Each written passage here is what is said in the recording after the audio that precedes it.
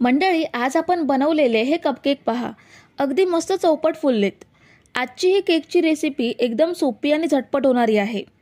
ह्या केकसाठी आपण अगदी परफेक्ट मेजरमेंट वापरले आणि याचं मिश्रण आपण जरा सुद्धा हाताने फेटून घेतलेलं नाही। चहाचे साधे कप वापरून आपण हे चौपट फुलणारे मऊ लुसलुशीत केक कढईमध्येच बनवून घेतलेत। मंडळी, रेसिपी सुरू करण्याआधी चॅनलवरती नवीन असाल तर चॅनलला लगेच सबस्क्राइब करून घ्या।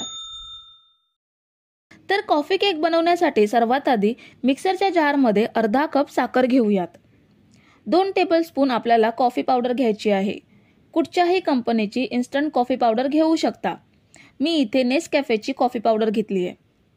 1 टेबलस्पून व्हॅनिला एसेन्स घेऊयात। अर्धा कप दूध घ्यायचं आहे।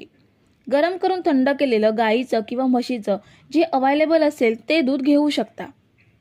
आता 1/4 कप म्हणजे पाव कप आपल्याला इथे तेल घ्यायचं आहे। आपण रोज जेवणासाठी वापरतो तेच तेल घ्यायचं आहे।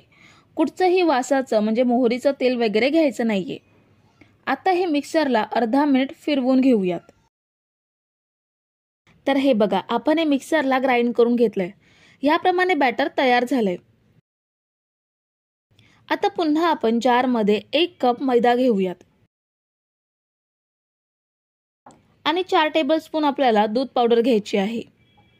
2 चमचे कॉफी पावडर घेतली आहे, त्यासाठी आपल्याला 4 चमचे दूध पावडर घ्यायची आहे। दूध पावडर सुद्धा कोणत्याही कंपनीची घेऊ शकता। आता ह्यामध्ये अजून अर्धा कप दूध घेऊयात, म्हणजे संपूर्ण रेसिपीमध्ये आपण पूर्ण 1 कप दूध वापरलंय। आता केक बनवण्यासाठी जे महत्त्वाचं साहित्य आहे ते घेऊयात। 1 टीस्पून बेकिंग पावडर घ्यायची आहे आणि पाव टीस्पून बेकिंग सोडा घ्यायचा आहे। आता पुन्हा आपण हे मिक्सरला अर्धा मिनिट फिरवून घेऊयात।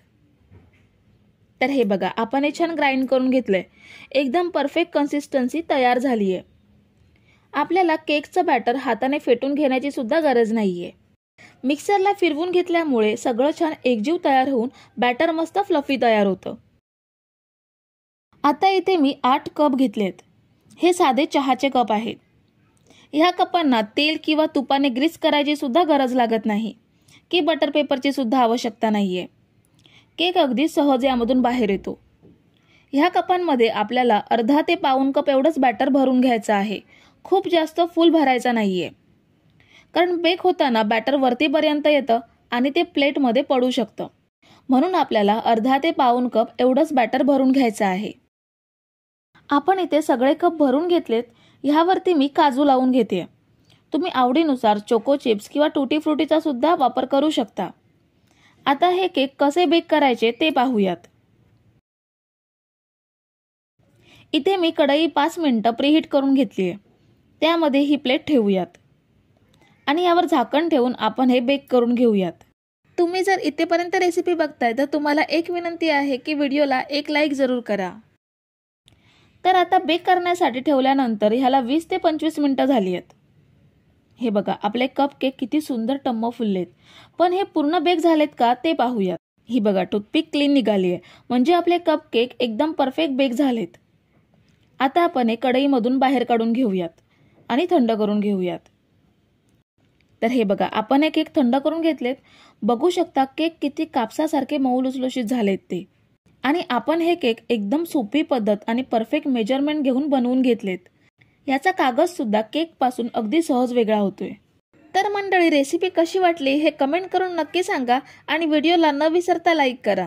रेसिपी तुमच्या मित्रमैत्रिणींसोबत शेअर करा आणि चॅनलला सबस्क्राइब केलं नसेल तर लगेच सबस्क्राइब करून घ्या।